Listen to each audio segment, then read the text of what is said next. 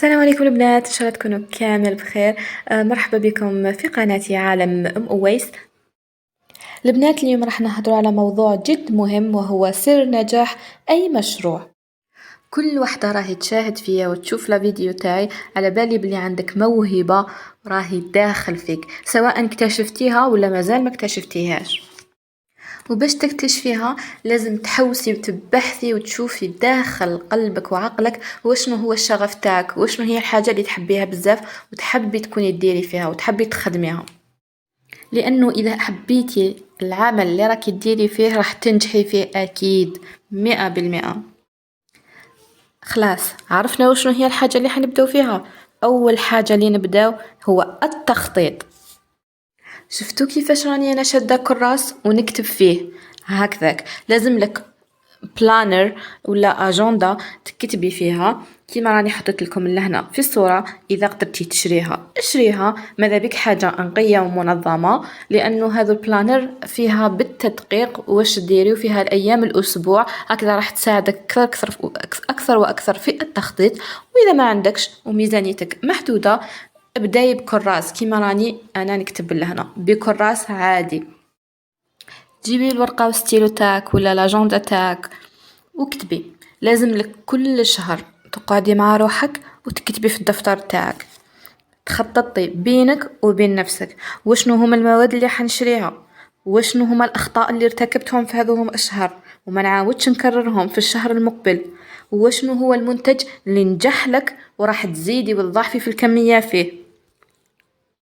هذا البلانر ولا لاجندا راح تساعدك بزاف في تنظيم نفسك وتنظيم وقتك. اكتبي المهام تاعك كل يوم، اكتبي الافكار السريعه اللي تجيك تخطر لك في راسك.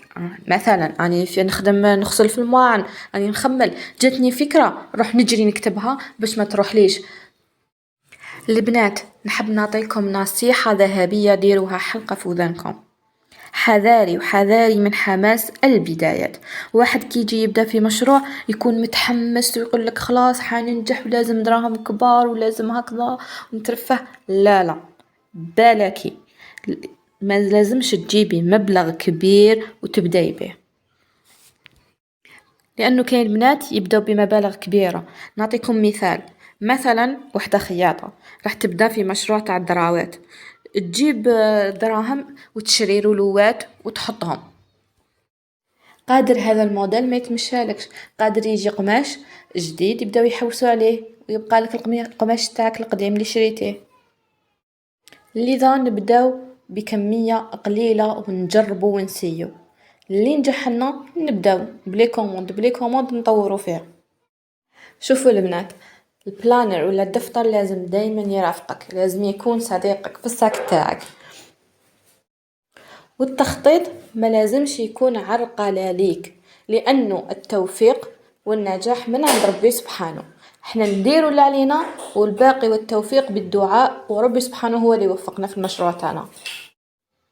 وباش ندو طاقة إيجابية لازم نشوفوا الناس الناجحين اللي يحمسوك ويعطوك الطاقة الإيجابية، الناس اللي بداوا بحاجة صغيرة وكبروا وداروا مشاريع ناجحة. ما كاش اللي بدا كبير، قاع بداوا صغار وكبروا. لأنه الطاقة الإيجابية هي المحرك تاعك اللي تحفزك باش تنجحي وباش تبداي. بلا ما ننساو البنات تنظيم الوقت مع العائلة والنفس.